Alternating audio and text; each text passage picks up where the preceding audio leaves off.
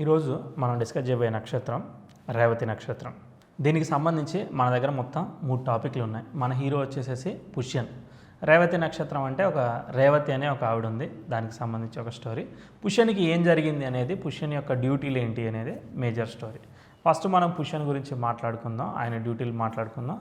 తర్వాత రేవతి ఏంటిది దాని గురించి ఒక స్టోరీ చెప్పుకుందాం, మనకి నక్షత్రం కంప్లీట్ అయిపోద్ది. సరే, పుష్యన్ గురించి చూస్తే ఏంటిదనంటే ఈయన పశుపతినాథ్, అంటే ఏం లేదు అడవిలో ఉండే జంతువులు ఈ అన్నిటికీ కూడా ఈయన అధిపతి. బేసిక్గా ఏంటంటే మనుషులు తీర్థయాత్రలకు పోతూ ఉంటారు, మామూలుగా ట్రావెలింగ్ ఏదో ఒకటి చేస్తూ ఉంటారు. వీళ్ళు జంతువులని ఇబ్బంది పెట్టకుండా, జంతువులు వీళ్ళని ఇబ్బంది పెట్టకుండా ఈయన కాపాడుకుంటూ ఉంటాడు. ఇది మేజర్ డ్యూటీ. ఓకే, సో కాబట్టి వెటర్నరీ డాక్టర్స్కి లేదనంటే పెట్ లవర్స్ అంటే జంతువులను ఇష్టపడే వాళ్ళందరికీ కూడా ఈ నక్షత్రం కనెక్ట్ అయి ఉంటుంది. మామూలుగా ఏంటి జంతువులను ఇష్టపడాలి ఇదంతా ఉంటే ఈ జంతువులకు సంబంధించి న్యాచురల్ జోడియాక్ సైన్లో 6వ స్థానం లేదంటే వాళ్ళ లగ్నం నుంచి 6వ స్థానం కూడా మనం బలంగా తీసుకోవాలి. భావాత్భావం ఏంటంటే 6 నుంచి 6 11వ స్థానం, ఇవన్నీ చూసి మనం చెప్పచ్చు. డాక్టర్ కాంబినేషన్స్కి రేవతి నక్షత్రం కనుక తోడు అయితే వాళ్ళు వెటర్నరీ డాక్టర్ కావచ్చు, వెటర్నరీ ఎడ్యుకేషన్ చేయడం ఇవన్నీ కూడా అవకాశాలు ఉంటాయి. ఇది ఒకటి.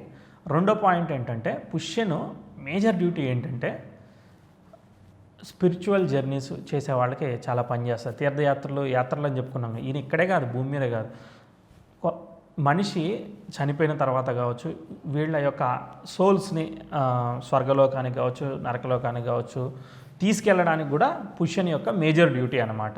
ఇది ఎలా అనంటే చాలా సింపుల్. న్యాచురల్ జియోడియాక్ సైన్లో శుక్రుడు ద్వితీయ సప్తమాధిపతి, అంటే ఏంటి మారకాధిపతి. మారకం అని అంటే ఒక మనిషి మరణానికి శుక్రుడు సహజంగా కారణమవుతూ ఉంటాడు. ఎవరైనా చనిపోతున్నారంటే అక్కడ శుక్రుడు కంపల్సరీ ఉంటాడు.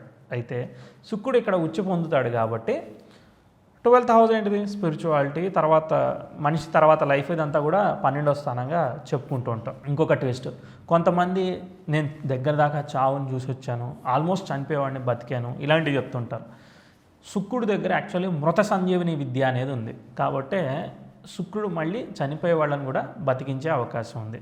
సో ఇక్కడ కనుక గ్రహస్థితి బాగున్నట్లయితే వాళ్ళకి మళ్ళీ అంటే లాస్ట్ మూమెంట్లో కూడా మళ్ళీ రిటర్న్ వచ్చే అవకాశం ఉందనేది ఒకటి మనకి పుష్యన్ గురించి అర్థమవుతుంది.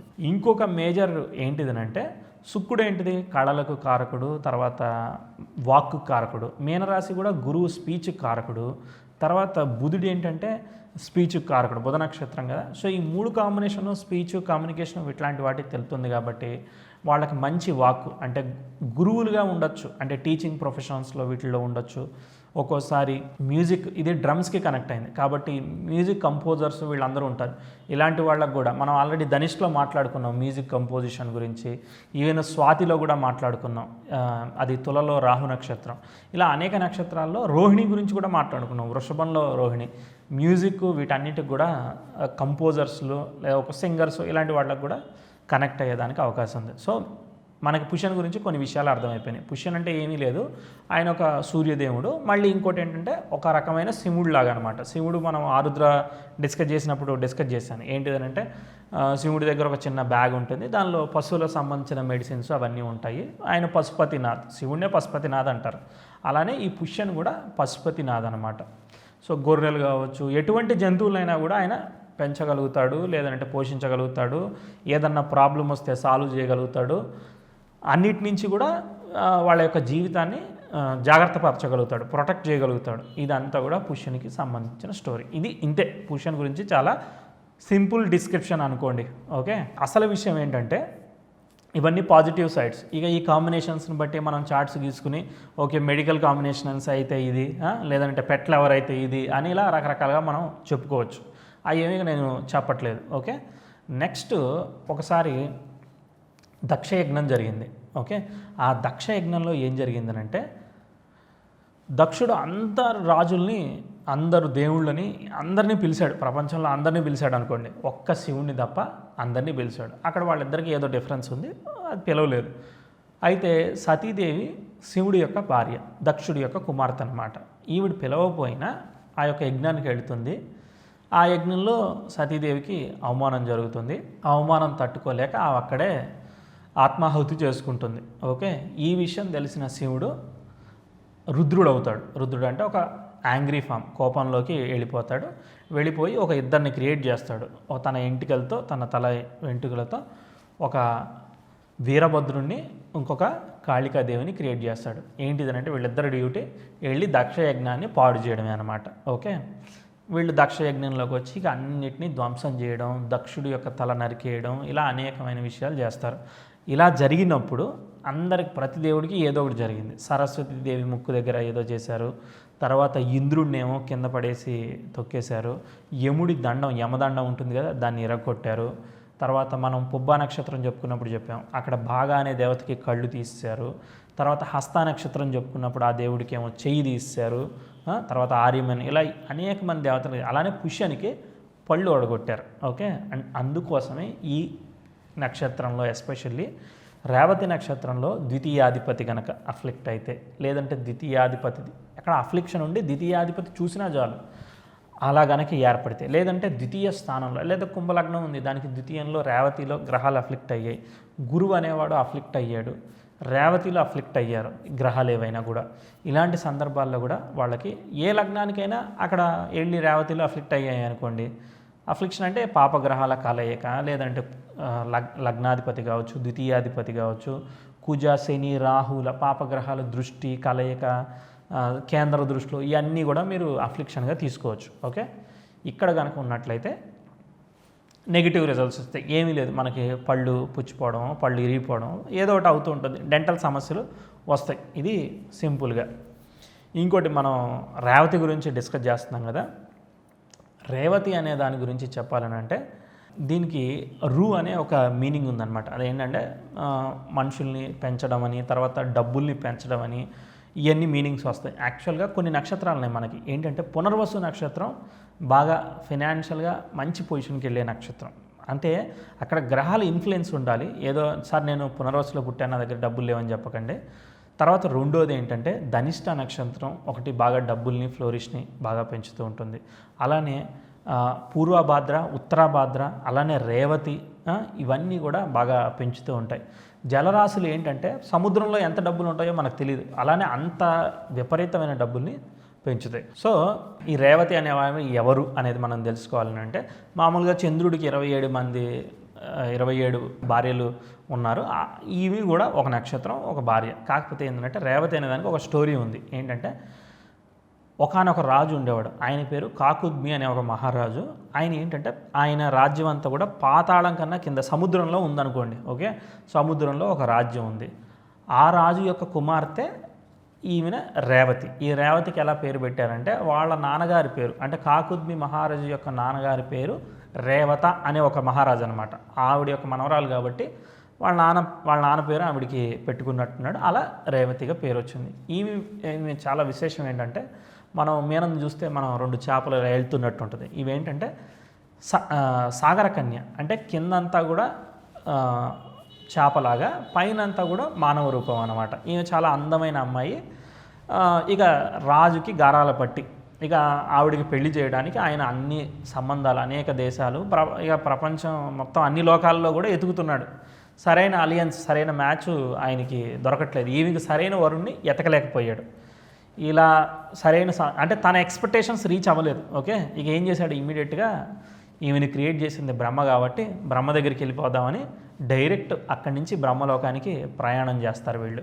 వెళ్ళి తన కుమార్తెను తీసుకెళ్ళి నా కుమార్తెకి వరుడు కోసం ఎతుకుదామని బ్రహ్మలోకానికి ఎంటర్ అవుతాడు. వీళ్ళు వెళ్ళే సమయానికి బ్రహ్మ కొంచెం బిజీగా ఉంటాడు. ఏం చేస్తూ ఉంటాడు, ఆయన వాళ్ళ సంగీత కచేరీలో పాల్గొంటూ ఉంటాడు. అంటే సంగీతం అదంతా కూడా ఎంజాయ్ చేస్తూ ఉంటాడు. ఎవరి పనిలో వాళ్ళు బిజీగా ఉంటారు. అలా బ్రహ్మ సంగీతం వింటూ ఉంటాడు. ఒక 2 గంటలు 3 గంటలు గడిచింది. తర్వాత మొత్తానికి బ్రహ్మ అపాయింట్మెంట్ దొరికింది. బ్రహ్మను రీచ్ అయ్యారు వీళ్ళు.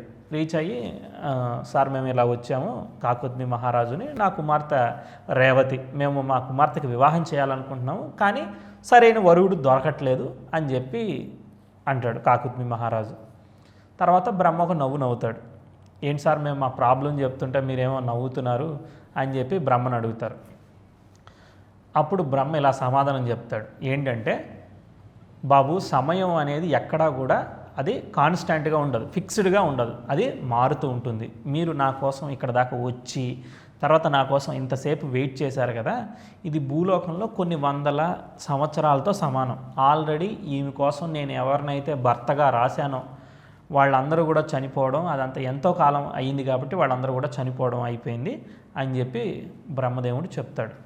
ఇక కాకుద్మి మహారాజు ఇక నాకు పరిష్కారం ఏంటిది అని చెప్పి అడుగుతాడనమాట.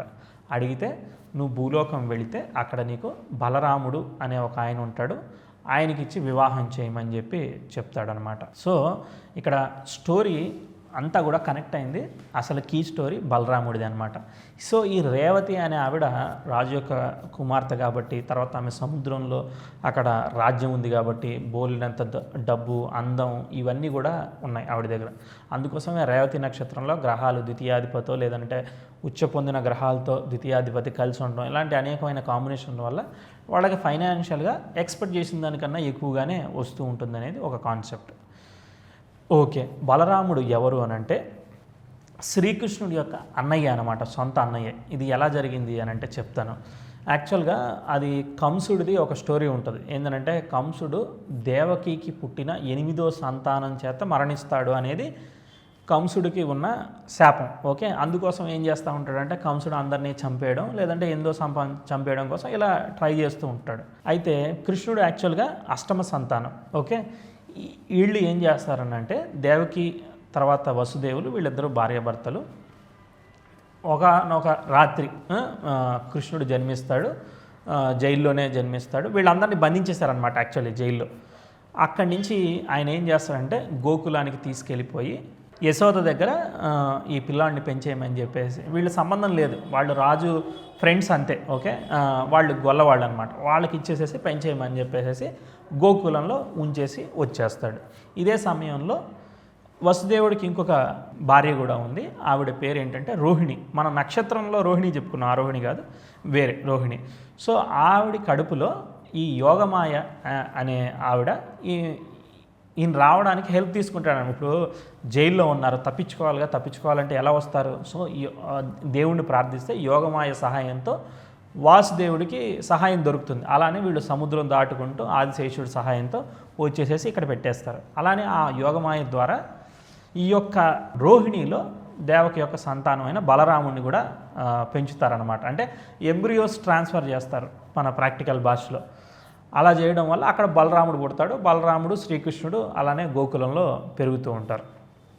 సరే, ఈ స్టోరీ అక్కడికి కట్ చేద్దాం. అసలు మెయిన్ కాన్సెప్ట్ ఏంటంటే సొరగేసి. అంటే ఒక్కోసారి ఎంబ్రియోస్ ట్రాన్స్ఫర్, కొంతమందికి సంతాన సమస్యలు ఏర్పడుతూ ఉంటాయి. అలాంటి సందర్భాల్లో ఈ కాన్సెప్ట్ని యూజ్ చేసుకుని రేవతి నక్షత్రంలో ఏ పంచమాధిపతి ఒకసారి అఫ్లిక్షన్ కావచ్చు, బాగుండడం కావచ్చు, అనేక సందర్భాల్లో IVUI, IVF ఇలాంటి ట్రీట్మెంట్స్ చేస్తూ ఉంటారు కదా సంతానం కోసం.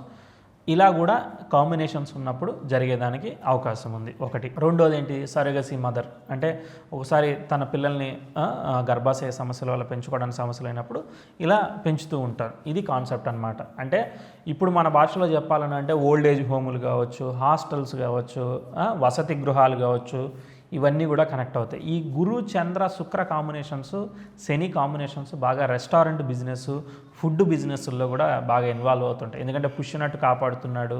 ఇటు సైడ్ వచ్చేసేసి ఇటు సంతానం, చిన్నపిల్లలకి సంబంధించింది కనెక్ట్ అయింది. అంటే బలరాముడిని అక్కడ అలా పెంచడం ఇవన్నీ కనెక్ట్ అయ్యాయి కదా. కాబట్టి ప్లే స్కూల్స్ ఇలాంటివి కూడా కనెక్ట్ అవుతాయి. ఎందుకంటే ఇది గురు రాశి, బుధుడి నక్షత్రం, తర్వాత నెక్స్ట్ శుక్రుడు వచ్చి పొందుతున్నాడు. ఇవన్నీ కూడా గురువులకు సంబంధించింది కాబట్టి టీచింగు, ట్రైనింగు, స్పిరిచువాలిటీ ఇవన్నీ కనెక్ట్ అవుతుంది. ఇది రేవతి నక్షత్రం గురించి చాలా సింపుల్గా చెప్పాను. ఇంకా మీకు ఏదన్నా డౌట్ ఉన్నట్లయితే ఇంకా కామెంట్ చేయండి. నెక్స్ట్ మనం అభిజిత్ నక్షత్రం గురించి కూడా ఒకసారి మాట్లాడుకుందాం. ఈ సిరీస్ అంతా కూడా ఏంటంటే మనం ఏదో నక్షత్రం చెప్తున్నాం. ఓకే, ఆ నక్షత్రంలో మీ చంద్రుడు ఉంటే అని కాదు, ఏ గ్రహాలు ఉన్నా కూడా ఆ గ్రహస్థితిని బట్టి మనం ఎక్కువగా అన్వయించడానికి పనిచేస్తుంది. అంతే సింపుల్గా. Thank you.